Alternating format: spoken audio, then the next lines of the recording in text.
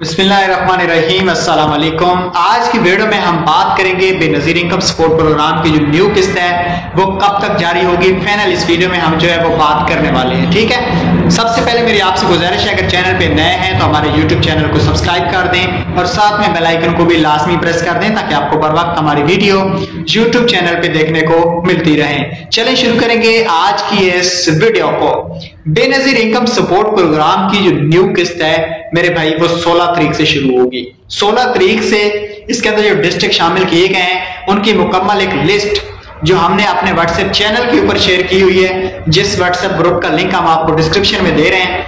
Phase 1 के अंदर जो डिस्ट्रिक्ट शामिल किए गए हैं ये डिस्ट्रिक्ट हैं वो जिनकी पेमेंट हम लोगों ने स्टार्ट करनी है। ठीक है, तो भाई 16 तारीख से पहले पुरानी बेनिफिशियरी से मेरी बार बार गुजारिश है, इस वक्त पंजाब सिंध के अंदर केपीके के अंदर सिर्फ न्यू बेनिफिशियरी की पेमेंट चल रही है, जिनको मैसेज आ चुका है या जिनको पोर्टल पे शो हो रहा है, जिनको कभी भी पैसे नहीं मिले। उसके अलावा किसी भी खवातीन को पैसे नहीं मिले तो पुरानी खवातीन अभी मत जाए। उम्मीद करता हूँ वीडियो पसंद आई होगी। अल्लाह हाफिज।